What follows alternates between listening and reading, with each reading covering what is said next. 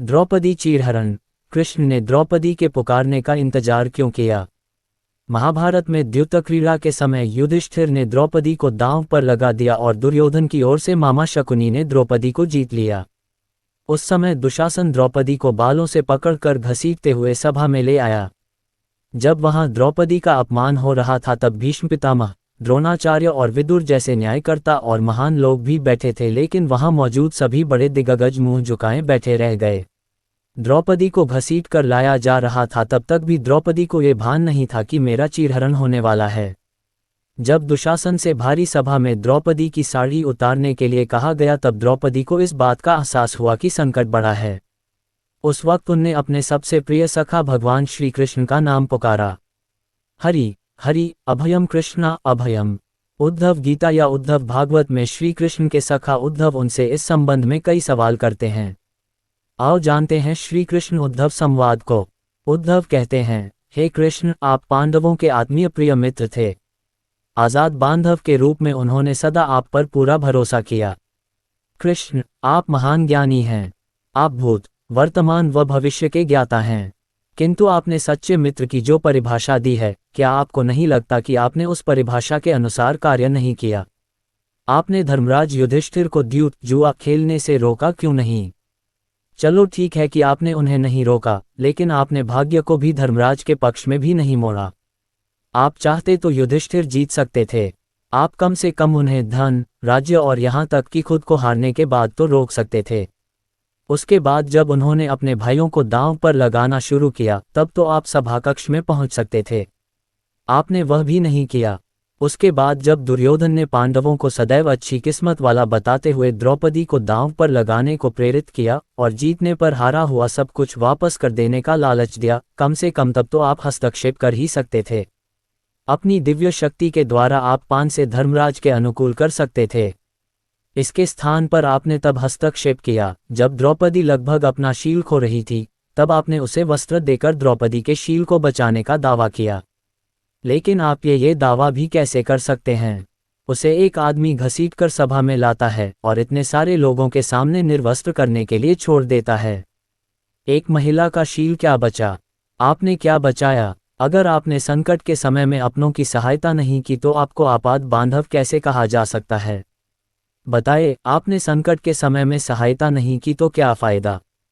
क्या यही धर्म है? इन प्रश्नों को पूछते पूछते उद्धव का गला रुंध गया और उनकी आंखों से आंसू बहने लगे। भगवान श्री कृष्ण मुस्कुराते हुए बोले, प्रिय उद्धव, ये सृष्टि का नियम है कि विवेकवान ही जीतता है। उस समय दुर्योधन के पास विवेक था, धर्मराज के पास नहीं। यही कारण रहा कि धर्मराज पराजित हुए। उद्धव को हैरान परेशान देखकर कृष्ण जी आगे बोले, दुर्योधन के पास जुआ खेलने के लिए पैसा और धन तो बहुत था, लेकिन उसे पासों का खेल खेलना नहीं आता था, इसलिए उसने अपने मामा शकुनी का द्यूतक्रीड़ा के लिए उपयोग किया। यही विवेक है। धर्मराज भी इसी प्रकार सोच सकते थे और अपने चचेरे भाई से पेशकश कर सकते थे कि उनकी तरफ से मैं खेलूंगा। जरा विचार करो कि अगर शकुनी और मैं खेलते तो कौन जीतता? पासे के अंक उसके अनुसार आते या मेरे अनुसार? चलो इस बात को जाने दो।